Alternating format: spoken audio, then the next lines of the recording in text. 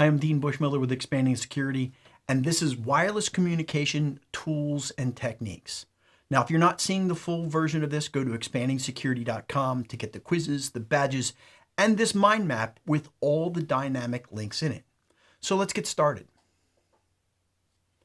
When we look at wireless, by the way, I'm really excited for this. We're going to talk about Wi-Fi here, and I really don't get to show all of my cool tools that I have that I've collected over the years with wireless. So this is a chance to kind of do a little bit of show and tell with you as we go along through this presentation. There'll also be a separate section where I actually show all of the different tools and re-explain them, and that'll come at the end of the video. But I'll get to show you a little bit about them, and if you don't get to quite zoom in on that thing, you will be able to do that at the end of the video. When we talk about Wi-Fi today, this is primarily the client connectivity to networks most of the time today with all the mobile devices that we have out there. Now, that's Wi-Fi, and we want to separate out and talk about all of the different wireless communication that's out there. So let's break it down into the four major protocols. First off, there's satellite, and that's low Earth orbit satellites today. Now, this is only using ground station relays that are out there. There are some other sophisticated systems out there that will talk between the satellites and handoff between the different satellites, but we're talking about data transmissions today. When we look at those devices, first off, right around 1 kilogram as far as the device is concerned that you can throw in a backpack at this point. They're very, very heavily retardant to protected against any kind of water intrusion. That's IPv67 type 4. You can't dunk them underwater and leave them there, and you can't operate them underwater, but you can pretty much do anything else you want. They also operate at extreme temperatures and extreme wind speeds. What do we get for it today? Well, download speeds at this point are 300 megabits. Upload speeds, they vary depending upon what you're paying for, 25 to 50 megabits out there.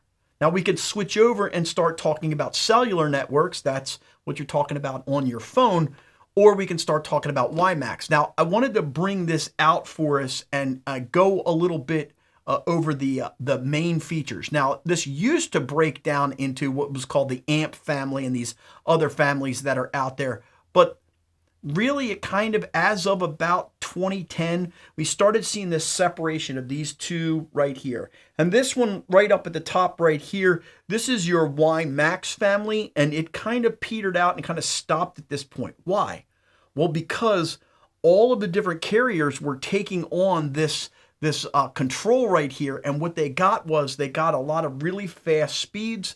It was working where all the cellular communications, they were all going together and aggregating at that point. And so they said, this is where we're going to go in the future, and this is where we sit right now. So 5G Advantage, or which now is just a version of LTE that's out there, is kind of where we are. And you'll notice this is as of 2020. In 2025, we haven't advanced much further than this. But why do we need to advance? And we're talking about off of my cellular phone, okay? Cellular network, not wireless on my cellular phone, but cellular networks, I can get 15 to 50 megabits of up, and then I can get 400 megabits of download off of a cellular network. That's just incredible today.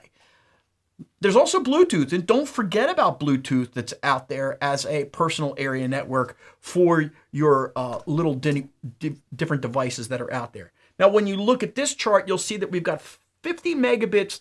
We don't get 50 megabits, okay, but 50 megabits of speed.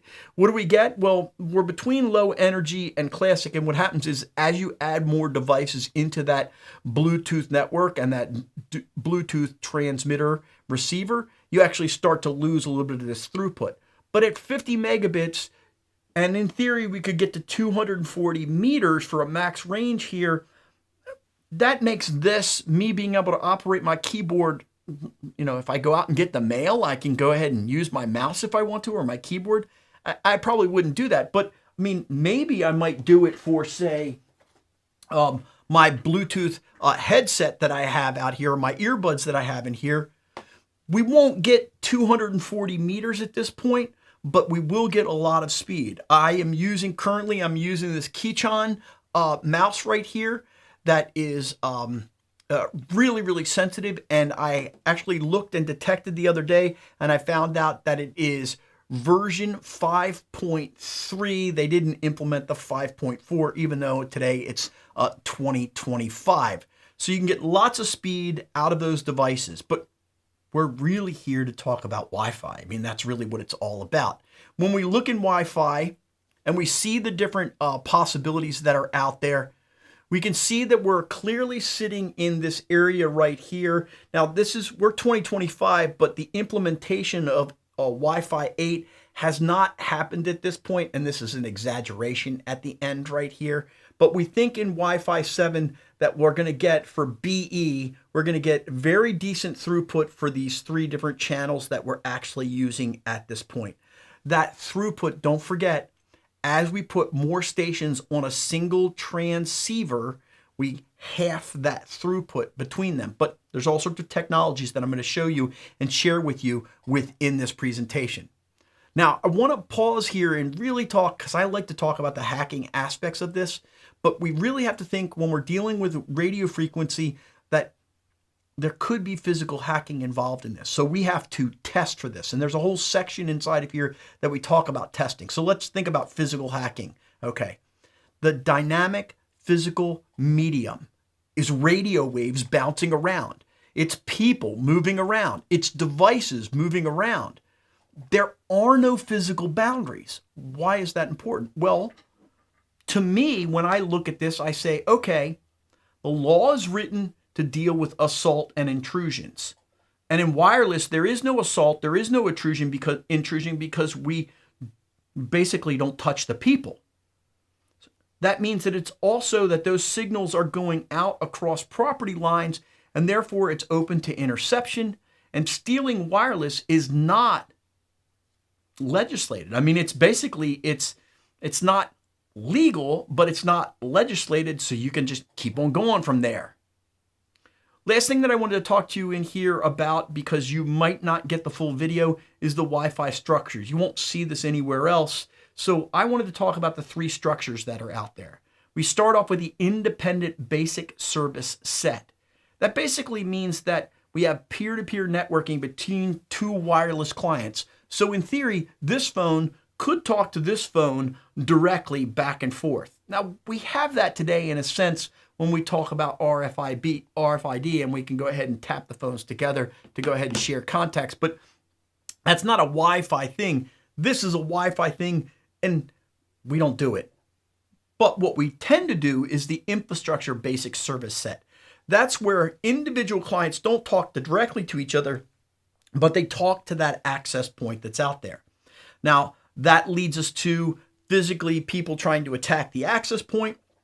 So then we go into what we tend to do in the enterprise today, which is called the extended service set. And that basically says we've got access points. Those access points are kind of dumb because they don't have any configuration on them. They don't have the ability to authenticate themselves. They pass all of that data back to like a wireless LAN controller. So now what we have is this physical and logical access to the wire that is actually controlled back on the wire, which is really elegant. That's where we need to be today. Okay, now wireless. We're going to talk about this, but realize that this is a whole world. And as of 2025, everybody's worried about AI taking their jobs. But I will tell you, this is not going to go away for the next easily 20 years. That means that you have a job if you want one in wireless networking.